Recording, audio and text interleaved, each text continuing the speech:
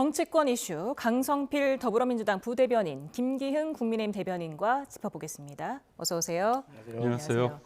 네, 어제 개혁신당 이준석 대표 그리고 유튜버 전한길 씨가 부정선거 음모론을 주제로 토론회를 한 7시간 정도 벌였습니다. 혹시 보셨습니까? 제 시간도 소중하기 때문에 그런 부정선거 음모론자들의 어떤 허무맹랑한 소리를 제가 듣고 있어야 되나? 사실 그런 회의감이 있어서 제가 처음부터 끝까지 보진 않았습니다. 하지만 그 토론을 보신 분들에 대한 평가는 제가 일부 좀 확인을 했는데요. 역시나 생각했던 것처럼 이 부정선거 의혹에 대해서 국민들에게 좀 객관적인 어떤 근거를 가지고 설득하는 데는 실패한 것으로 저는 그렇게 평가하고 있습니다. 네, 지금 이 영상 조회수가 한 500만 회를 기록했더라고요. 이를 지금 국민의힘 장동혁 대표가 조금 전 SNS에서 언급을 하면서 선거 시스템 재설계가 필요하다. 당 차원의 TF를 구성하겠다고 밝혔는데 어떻게 하겠다는 겁니까? 그러니까 우선적으로 부정선거가 있었는지 여부에 대해서 믿는 분들도 있고 믿지 않는 분들이 있지만 예를 들어서 어제 그 유튜버에서 했는데도 불구하고 동시 접속자 수가 30만 명이 넘고요. 그다음 누적된 게 500만 명이 넘습니다. 유권자의 한 15% 된다는 겁니다. 결국 이 부분에 대해서 사람들이 관심이 있다는 거죠. 그래서 여론조사에 의하면 수치는 말씀드리긴 좀 그렇지만 적지 않은 사람들이 부정선거에 대해서 문제가 있다고 보는 겁니다. 그렇다면 정치가 해야 될 게 무엇인가? 저는 부정선거를 주장하는 분들이 이상한 사람들이다.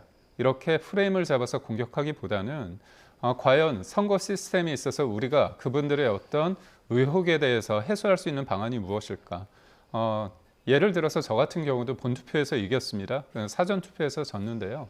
그렇다고 해서 저는 개인적으로 부정선거를 믿지는 않습니다. 그렇지만 부정선거를 주장하는 사람들을 이렇게 문제라고 하면서 그 사람들의 음모론적 시각이라서 아예 폄훼하는 지점은 과연 정치를 하는 이유는 갈등을 해소하는 게 목적 아닙니까? 그러면 선거가 민주주의 꽃이라고 한다면 저는 이재명 대통령께서 본인이 모두의 대통령이 되고 통합적 리더십을 구사하고 싶은 거 아닙니까? 그러면 말 많은 사전투표 대신에 본투표를 이틀, 물론 쉬는 거, 휴일은 하루를 하더라도 저녁 시간이나 아침 시간에 본투표를 할 수 있게끔 하면 지금 이 사전투표를 둘러싼 이런 국가적 에너지가 소모되고 있는 갈등 양상이 치닫고 있는 상황에서 이거를 해소할 수 있는 절호의 기회라고 보고 있거든요. 그래서 저는 국민의힘이 TF를 통해서 만들어진 여러 가지 제안에 대해서 대통령께서 국민을 하나로 만들 수 있는 그런 어떤 제안에 대해서는 적극적으로 받아들이면 본인이 진짜 통합적인 리더십을 구현할 수 있는 좋은 대통령이 되지 않을까 그런 생각을 해봅니다. 네, 부정선거를 믿는다기보다 부정선거를 주장하는 사람이 많은데 그들의 불신을 해소하려는 노력도 있어야 되는 게 아니라는 의지 같은데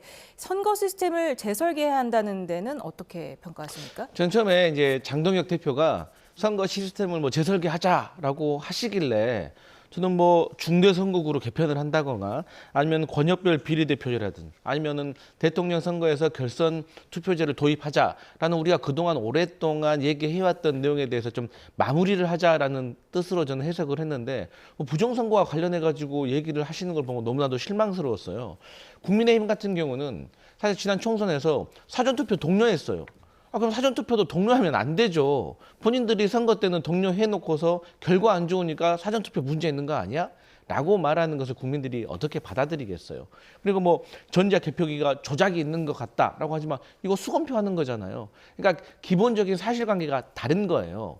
그러니까 어느 정도 논쟁의 지점이 있었을 때 거기에 대해서 공론화를 시켜서 합리적인 토론을 통해서 어떤 국민들의 평가를 받는 것인데 제가 개인적으로 생각했을 때 이 부정선거와 관련해가지고는 그냥 가짜뉴스예요. 부정선거 잘못 믿어가지고 전직 대통령이 감옥까지 가 있는데 지금 대한민국에서 또 부정선거 얘기를 한다? 이건 명백히 잘못됐다고 봅니다. 제가 한 말씀만 드리자면 김어준 씨 대표적인 지금 여당 쪽 스피커 아닙니까? 그렇다면 그분이 영화까지 만들었었고요. 이재명 대통령께서도 부정선거 관련해서 본인이 예전에 어떤 SNS상에 공유하신 적이 있습니다. 그래서 그렇다고 해서 부정선거를 믿느냐 안 믿느냐 그거를 제가 문제 삼는 건 아니고 저희가 이 부분에 대해서 이 부분도 다루려고 합니다.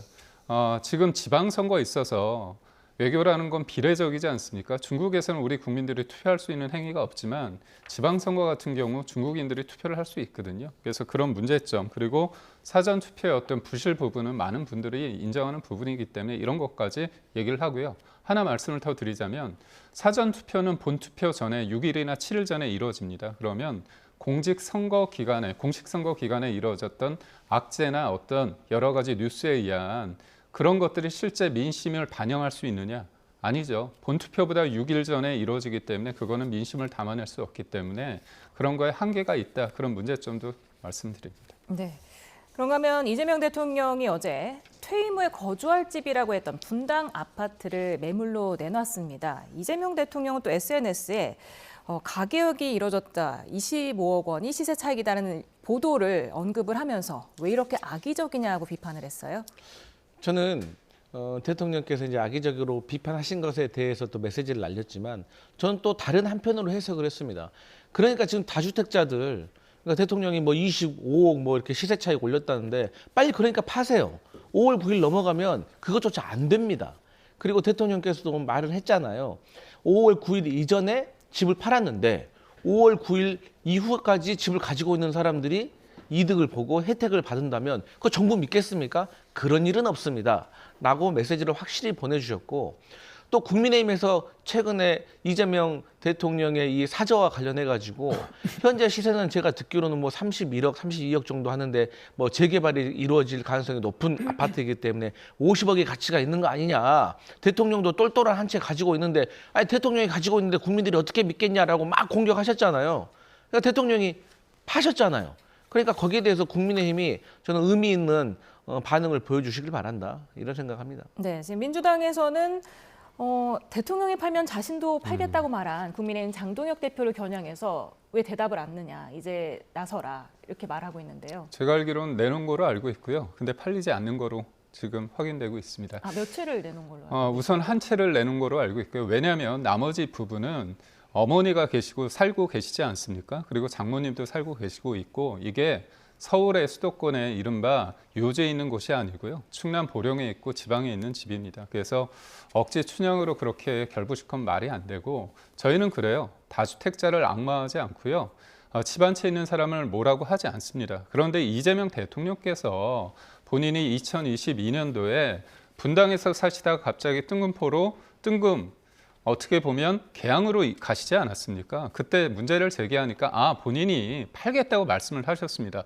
본인이 팔겠다고 하셨습니다. 우리가 팔라는 얘기 안 했어요. 그런데 약속을 지키지 않았고 무엇보다도 주거를 한 채 있는 사람인데도 불구하고 뭐라고 말씀하셨냐? 거주하지 않는 사람은 사실상 투기라고 규정을 하셨습니다. 그렇다면 우리는 질문을 하는 거죠. 거주하지 않는 집 한 채 있는 사람이 투기입니까? 그건 아니잖아요. 그렇다면 본인도 지금 대통령에 대해서 거주하지 않는 집에 대해서 그 문제는 어떻게 볼 것인가? 자기 모순 아닙니까? 그런 문제점을 드린 거고요. 본질은 그렇습니다. 문재인 정부 때, 노무현 정부 때 다주택자들 악마하지 않았습니까? 그리고 또 지금 전세를 끼고 집 사는 것도 문제라면서요. 대출을 끼고 사는 사람도 문제라고 한다면 우리는 어떻게 합니까? 현금 부자가 아니잖아요. 그렇기 때문에 이거는 정책이 아니라 사실상 집을 못 사게 하는 행위이기 때문에 문제라고 한 겁니다. 네. 지금 지방선거를 앞두고 여야를 막론하고 대구 민심을 잡기 위한 쟁탈전이 치열합니다. 국민의힘에서 제명된 한동훈 전 대표가 꽤 긴 일정으로 대구를 찾았는데요. 현장에서 나온 발언 듣고 이야기 이어가겠습니다. 저를 제명까지 했겠습니까? 윤석열 노선을 끌어내자는 노선을 온몸으로 거부하고 있는 것입니다. 그러면 미래가 없습니다. 정면으로 그 문제를 극복해야 합니다. 누가 이 문제를 해결하겠다, 죽이 되든 밥이 되든 맡겨달라 이러는 정치 세력이 있습니까? 그냥 눈만 멀뚱거리고 있습니다. 여러분, 죽이 되든 밥이 되든 저는 나서보겠습니다. 네, 지금 국민의힘에서 제명당한 뒤 첫 행보로 지금 대구를 찾았거든요. 2박 3일 동안 어떤 의도가 있다고 보십니까? 첫 번째로는 최근에 장동혁 대표께서 이제 대구 서문시장을 방문을 하셨습니다. 근데 제가 화면으로 봐도 생각보다 이 보수 그 정당의 대표가 방문한 것 치고는 좀 사람들이 많이 안 오셨더라고요. 그런 것을 보고 한동훈 전 대표로서는 나는 장동혁과 다르다. 내가 가면 대구 시민들이 환호할 것이다. 이것은 즉 민심이 나에게 있다. 특히나 이 보수의 심장으로 불리고 있는 이 대구 시민들도 지금 장동혁 지도부에 대해서는 부정적인 평가하고 있고 보수 재건을 위해서는 나 한동훈이 필요하다라는 어떤 메시지를 주면서 또 이러한 메시지가 먹힐 것인가에 대해서 좀 확인을 하고 싶은 그런 마음에 저는 대구를 방문한 것으로 해석할 수 있겠습니다. 네, 그러니까 장동혁 대표는 설 앞두고 한 지난 11일에 서문시장을 방문을 했었는데 네. 그때는 좀 1시간도 안 돼서 떠났었거든요. 네. 그때와 한동훈 전 대표의 분위기 좀 많이 달랐다고 보십니까? 다르죠. 당연합니다. 장동혁 대표는요, 저도 간지 몰랐습니다. 왜냐하면 간다고 크게 알리지도 않았습니다. 동원된 사람도 없고요. 굳이 그럴 이유도 없죠. 그냥 일상적인 상황입니다. 한동훈 전 대표는 어떻습니까? 언론에서 많이 다뤄주셨잖아요. 그리고 팬들이 많지 않습니까? 7, 8만 원 내는 것도 10,000명 정도 모일 정도인데 대구 못 가는 거 아니죠. 그래서 제가 그분들을 뭐라는 게 아니고요. 본인이 지지하는 분들 찾아가서 뭔가 이렇게 환호하고 그런 거 문제 없습니다. 다만 저는 한동훈 전 대표께 말씀드리고 싶은 건 제 워딩이 아니라 제 말이 아니라 대안과 미래라는 소장파 분들이 있는데 뭐라고 했냐. 제명으로 인해서 한동훈 전 대표가 희생과 헌신에 대해서 고민하고 성찰해야 된다고 얘기를 했습니다. 지금 어떻습니까?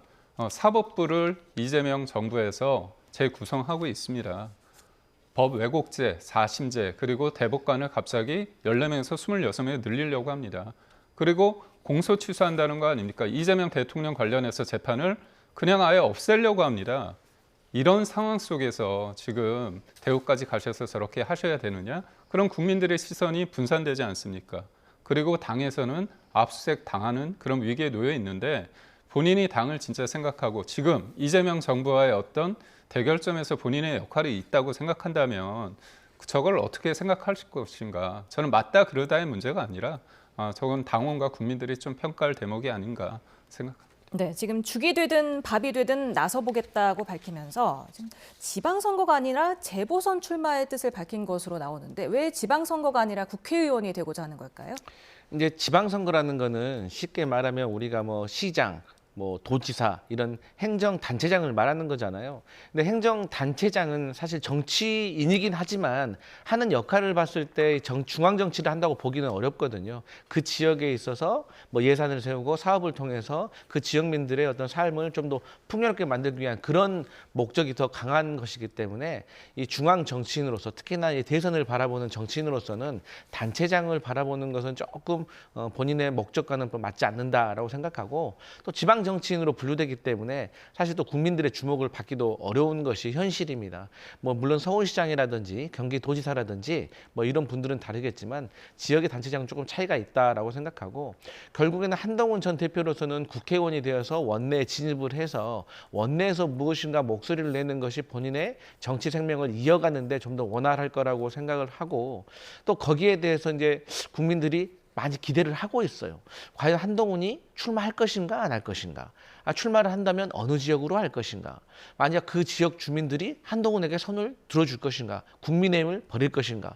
이런 여러 가지 의문점과 기대감이 있기 때문에 한동훈 전 대표로서는 국회의원 재보궐선거에 도전하는 것이 낫겠다.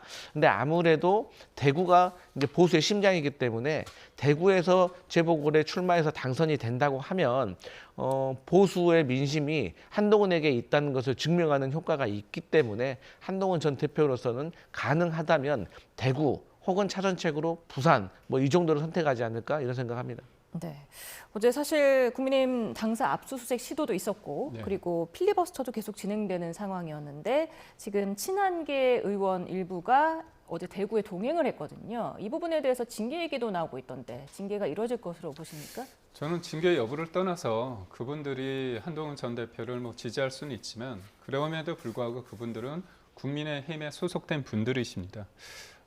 저는 이게 비춰지는 면이 과연 정치라는 것은 최선을 지향하지만 차선을 선택할 수밖에 없습니다. 그러면 본인의 그런 행동이 어떻습니까?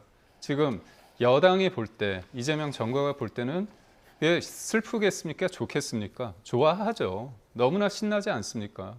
한동훈 전 대표의 어떤 선의에 대해서 본인은 그럴 수 있겠지만 정치는 이용되는 측면이 있습니다. 그렇기 때문에 저는 같이 가신 분들이 보니까 사진도 찍으시고 좀 여유로운 모습도 있고 그러십니다. 그럴 수 있다고 봐요. 그런데 당내 상황이나 지금 대한민국에 있어서의 상황 이런 걸 봤을 때 그런 모습들이 당원과 국민들한테 어떤 마음으로 어떤 메시지를 줄까에 대한 고민들이 필요하다고 보고 있고요. 저는 당의 기강이 필요합니다. 다만 그 부분에 있어서 정치적인 어떤 비판과 비난을 할 수 있지만 이 모든 것들을 정치를 하는 사람들이 징계라는 측면을 통해서만 이걸 해결하는 게 과연 맞을 것인가. 그리고 저희는 이제 본격적인 이제 선거 국면으로 가기 때문에 한동훈 전 대표 측의 어떤 행동이나 그런 부분에 대해서 일일이 어떤 대응을 할 필요는 저는 없지 않나 그런 생각을 합니다. 네. 그런데 어제 대구에는 한동훈 전 대표만 있었던 게 아니죠. 더불어민주당 정청래 대표 대구에서 현장 최고위원회의를 열었습니다. 발언 듣고 오겠습니다.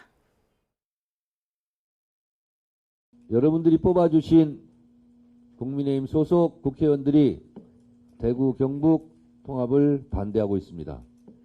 여러분들께서 이들에게 정문 일침을 주시기 바랍니다. 이번 대구 경북 통합이 무산된다면 그것은 100% 국민의힘 책임이라는 것을 다시 한번 말씀드립니다. 네. 이번 지방선거에서 민주당이 티켓을 노려볼 만하다 이런 얘기들이 계속 나오고 있는데 이 때문에 대구를 찾은 겁니까? 요즘 지방선거를 예상할 때 이 4단계 진화론을 얘기합니다. 첫 번째는 국민들이 이번 지방선거, 특히 서울시장 선거에서 민주당이 서울시장을 탈환할 수 있을까가 첫 번째 궁금증이었어요. 근데 그 다음에는 서울시장은 민주당이 무난하게 가져갈 수 있겠는데 그러면 부산은 어떻게 될까? 근데 부산도 저희 전재수 의원이 경쟁력이 상당히 있는 걸로 계속 나타나고 있어요. 그러니까 다음은 어디로 눈길이 갔냐? 한동훈 전 대표가 그러면 대구에 무소속으로 출마를 할까? 이런 궁금증이 있었거든요. 근데 지금의 상황은 그걸 넘어서서 야, 국민의힘 지금 장동혁 지도부 하는 거 보니까 안 되겠네. 대구 시민들이 이번 지방선거에서 보여줘야겠다. 그럼 어떻게 보여줘야겠냐? 국민의힘을 버려야 된다. 그래야지 결과적으로는 국민의힘이 살아날 수 있다. 일명 창조적 파괴를 선택하시려고 하는 기조가 상당히 높아졌습니다. 그 객관적인 증거로 보면 대구 지역 정당 지지율을 보면은 민주당하고 국민의힘하고 별 차이가 없어요. 그렇기 때문에 저희 민주당으로서는 무소속인 한동훈 전 대표도 있겠지만 저희 민주당이 집권 여당이기 때문에 저희에게 한번 대구를 맡겨주시면 당연히 저희가 한번 대구 지역 발전을 위해서 잘해볼 수 있겠다라는 말씀을 드리고 있기 때문에 저희 이번 지방선거에서 대구 시민들이 한번 보여주실 것으로 생각하고 있습니다. 네, 저희가 조금 전에 정청래 민주당 대표의 녹취를 들려드렸는데 지금 대구 경북 통합이 무산되면 100% 국민의힘 책임이다 이렇게 말을 했거든요. 지금 국민의힘에서는 이 때문에 좀 집안 싸움이 드러난 경향이 있는데 어떻게 전망하십니까? 아쉽죠. 추미애 법사위원장이 돌을 던졌는데 우리가 자중질환을 겪는 모습인데요. 참 민주당이 그런 것 좀 얄밉게 잘합니다. 근데 본질은 뭐냐면요. 진짜 통합이냐 아니면 가짜 통합이냐의 기준점을 잘 봐야 됩니다. 예를 들어서 행정권한의 특별시 이관 문제나 조세권의 이양 부분이요. 국민의힘이 말하는 건 좀 강제할 수 있는 부분인데 민주당에서는 강제가 없고요. 그냥 재량입니다. 겉포장은 뻔지르르 하지만 실질적으로 통합했을 때 어떤 이득이 별로 없다는 겁니다. 그리고 그 과정 속에서 예를 들어서 대구시 의회 같은 경우는 반대하는 입장도 보였거든요. 그래서 그러면 차분하게 전남, 광주 쪽은 너무 몰아줬는데 그렇다면 대구, 경북도 통합한다면 우리가 실질적인 어떤 권한과 이득이 있어야 되는 거 아닙니까? 그 과정에서의 어떤 논의가 있었습니다. 그런데 민주당이 머리가 좋아서 뭔가 광주하고 전남은 통합하는 법안을 통과시키면서 대구하고 경북 지역은 통과시키지 않은 겁니다. 그러다 보니까 뭔가 큰 사단이 난 것처럼 되는데 본질은 그게 아니라는 점을 말씀드리고요. 민주당이 가장 방점을 뒀던 건 뭐냐면요.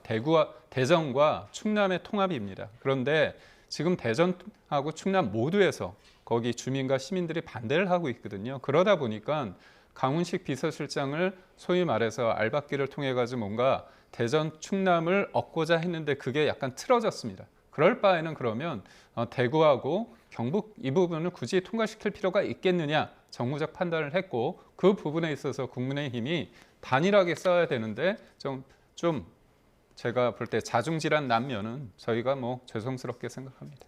근데 이 부분에 있어서 좀 사실관계를 좀 바로 잡아야 될 게 있어요. 뭐 국민의힘에서는 그렇게 주장하실 수도 있지만 저희 민주당이 보기에는 그리고 대구 지역의 영남신문, 영남일보에서 평가하기로는 사실 추경호 의원의 지역구 출신 기초 의원이 이분이 대구시의회 의장으로 알고 있습니다. 근데 이분들은 추경호 의원이 대구시장이 되시기를 간절히 바라는 것 같아요. 그런 차원에서 본인들이 느꼈을 때는 대구와 경북이 통합이 돼버리면 추경호 의원이 대구시장은 될 가능성이 높지만 통합시장이 되기는 어렵다고 판단을 해가지고 저는 그래서 반대를 하고 있다고 생각하고 그러한 지역 정치인들의 어떤 이해관계를 영남일보에서 저는 지적을 하고 있다고 생각을 해요. 그래서 물론 이 부분에 있어서는 그 지역 주민들께서도 평가를 하겠지만 아무리 본인들의 이해관계, 본인들의 자리를 나눠 갖기 위한다고 해서 1년에 5조, 4년 동안 20조가 되는 중앙정부의 지원을 마다한다? 이거는 정말로 잘못됐다. 국민의힘에서는 민주당이 뭐 이렇게 뭐 회방을 놨다, 뭐 어떤 지역적인 어떤 그 구도를 가지고 정치적인 어떤 의도를 활용하고 있다 이렇게 오해하시는데 저는 지역 주민들이 평가하실 거라고 생각합니다. 네. 이번에 국회 상황도 알아보겠습니다. 지금 민주당이 추진하고 있는 사법개혁 3법 가운데 2개가 어제까지 통과가 됐고 오늘 저녁에 대법관 증언법까지 통과가 되면 지금 사법 3법이 마무리됩니다. 어떻게 보고 계십니까? 저희가 힘이 없기 때문에 다 통과되는 거잖아요. 그런데 저는 좀 무섭습니다. 모든 사람들이 재판을 하는데 돈이 있고 시간 있고 힘 있는 사람만이 4심제를 할 수 있는 거 아닙니까? 그리고 4심제라는 게 왜 필요하죠? 3심제를 통해서 우리가 충분히 이 부분을 받아들입니다. 억울한 분들 3심제 말고 4심제를 한다? 그럼 5심제조 하시죠. 아니 그리고 헌재 판단도 헌재 판단이 문제라고 생각할 수 있는 거 아닙니까? 그럼 헌재 위에 또 헌재 판단을 다시 한번 판단 받아보는 그런 걸 만드시죠. 그런데 이거 왜 하는 겁니까? 이재명 대통령이요. 공직선거법 허위사실 공표죄 관련해서 유죄 취지 파기 환송됐습니다. 유죄가 나왔거든요. 그렇다면 이게 유죄 나오면 안 되거든요. 그러니까 대법 그 헌재 재판소에서 4심제를 통해서 이 부분에 대해서 문제 제기를 하려고 한다는 겁니다. 그리고 베네수엘라나 이른바 후진국에서 사법부 장악에 있어서 어떻게 합니까? 본인들 대법관 수를 확 늘리는 겁니다. 본인이 임기 때 이재명 대통령이 임기 때요. 무려 22명이 본인이 임명을 합니다. 코드 인사하는 거잖아요. 그리고 법 왜곡죄 뭡니까? 검사하고 판사를 공격하는 거 아닙니까? 쉽게 말해서 김용민 간사, 민주당 간사분이 아주 대놓고 얘기했습니다. 지휘관 판사 만약에 무죄를 내리면 법 왜곡죄로 처벌해야 된다는 얘기를 했습니다. 특정 사안에 대해서 이렇게 사법부를 겁박하는 행위 속에서 과연 이거 누구를 위한 것입니까? 국민을 위한 것입니까? 그리고 어불성설인 게 재판 신속하게 받자면서요. 그런데 왜 4심제 합니까? 그리고 또 본인들은 본인들 무죄 받은 거 어떻게 합니까? 항소 포기하지 않습니까? 상고도 안 하지 않습니까? 그런데 본인들 무죄 1심에서 나올 때는 못하게 하고 또 본인들한테 불리한 거나 하면 4심죄까지 됩니까? 법이 정치, 누군가를 위해서 이렇게 휘어지게 적용이 된다면 이건 법이 아니고요. 그런 의미에서 이건 한 사람의 잘못이 아니라 전반적으로 법이라는 어떤 제도와 시스템을 망가뜨리는 아주 나쁜 일이라고 봅니다. 네, 그러니까 어제 통과된 재판소원법에 대해서 지금 대법원은 사실상 4심제다. 재판이 지연되고 불복을 양산할 것이다 하면서 반대 의사를 밝혔고 또 그제 통과된 법 왜곡죄에 대해서는 판결의 결과가 마음에 들지 않는다는 이유로 판사를 기소하는 수단으로 악용될 소지가 다분한다면서 위헌성과 부작용을 지적을 했습니다.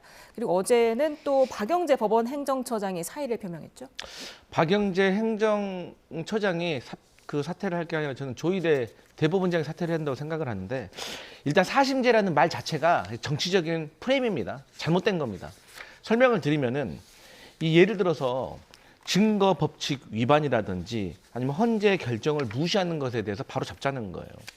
예를 들어서 우리가 박정희 유신 시절에 긴급조치 1호, 2호, 3호가 있었어요. 그래가지고 그때 억울하게 감옥에 가신 분들이 있습니다. 그런데 민주화되고 시간이 흘러가지고 그때 당시에 긴급조치가 위법하다라는 헌법재판소의 결정이 있었어요. 그러니까 그때 감옥에 가셨던 분들이 국가를 상대로 배상을 청구했단 말입니다. 근데 대법원에서 이 헌재에 위법하다는 결정을 인정을 안 해가지고 국가 배상을 안 해줘요. 그럼 이 피해 누가 구제해 줄 겁니까? 재판소원이 그런 겁니다. 또 증거 원칙이라고 해가지고 내가 무죄이거나 아니면 상대방이 명백하게 유죄라는 증거가 있어요. 근데 그 증거를 재판부가 어떤 의도를 가지고 적용을 안 하는 거예요. 그러면 그거 어떻게 해야 되는 거예요? 그런 것에 대해서 바로 잡자는 거거든요. 그리고 자꾸 뭐 대법관이 많아지면은 뭐 후진국이다? 그러면 독일, 이태리, 프랑스 다 30명 넘거든요. 여기 후진국입니까? 사법 선진국이에요, 독일은. 그리고 법 왜곡죄와 관련해 가지고는 아주 단순한 논리예요. 판검사도 잘못하면 처벌하자는 거예요. 판검사는 잘못하지 않는 무결점 인간입니까? 아니잖아요.